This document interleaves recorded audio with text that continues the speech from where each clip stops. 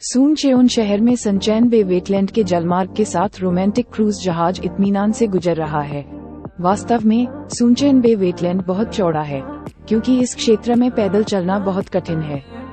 एक क्रूज जहाज का उपयोग करना संभव हो सकता है दर्शनीय स्थलों की यात्रा के लिए प्रभावी।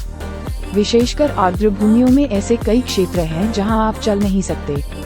यदि आप क्रूज जहाज का उपयोग करते हैं, आप विभिन्न आर्द्र भूमियों का अनुभव कर सकते हैं। सूनचेन बे वेटलैंड कृत्रिम रूप से बनाया गया पार्क नहीं है, तो इस क्षेत्र में वहां शायद ही कोई सुविधाएं बनाई गई हों आधुनिक वास्तुशिल्प प्रौद्योगिकी के साथ। यह एक प्राकृतिक पारिस्थितिक पार्क है। हालांकि प्रवासी पक्षी कड़ाके की ठंड में यहाँ जाएं।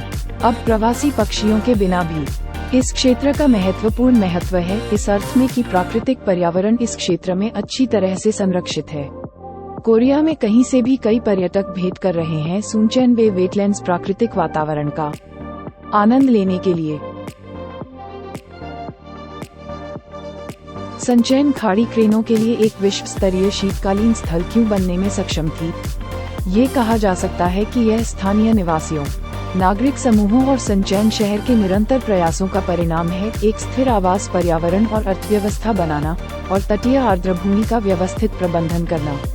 हालांकि सनचैन खाड़ी में आने वाले क्रेनों की संख्या तेजी से बढ़ने से पहले एक संकट भी था। पर्यटकों की संख्या, जो 2002 में 100,000 थी, धीरे धीरे बढ़ती गई और प्रति वर्ष 3 मिलियन तक पहुंच गई। ऐसी स्थिति पैदा हो गई जहां हमें ऑटोमोबाइल निकास सहित सनचेओन खाड़ी के भविष्य के बारे में चिंता करनी पड़ी। शोर और पर्यावरण विनाश। 3 वर्षों से भी कम समय में आगंतुकों की संख्या में 3 मिलियन से अधिक की वृद्धि हुई और सनचैन बे वेटलैंड व्यापक रूप से जाना जाने लगा। हालांकि इसका विपरीत प्रभाव पड़ा, क्योंकि सनचैन खाड़ी को होने वाले नुकसान के बारे में चिंताएं व्यक्त की गईं। वाहनों एवं आगंतुकों की बढ़ती संख्या के कारण आसपास के निवासियों में असंतोष के स्वर उठने लगे। तदनुसार हमने वेटलैंड और इकोटूरिज्म विशेषज्ञों के साथ सनचैन खाड़ी के कुशल प्रबंधन पर शोध किया 2007 से शुरू होने वाले 1 वर्ष के लिए, और प्रस्तावित वेटलैंड बहाली और इकोटूरिज्म कार्यक्रम को लागू किया। सनचैन खाड़ी के प्रवेश द्वार को शहर के केंद्र की ओर ले जाया गया और सनचैन खाड़ी में प्रवेश करने वाले वाहनों को नियंत्रित किया गया। योजना शहर को सनचैन खाड़ी में आगे बढ़ने से रोकने की थी। परिणामस्वरूप सनचैन बे इंटरनेशनल वेटलैंड सेंटर, जिसे सनचैन बे वेटलैंड का प्रवेश द्वार कहा जा सकता है, शहर के केंद्र के बगल में बनाया गया था और सनचैन बे स्काई क्यूब को वाहनों को नियंत्रित करने के साधन के रूप में पेश किया गया था।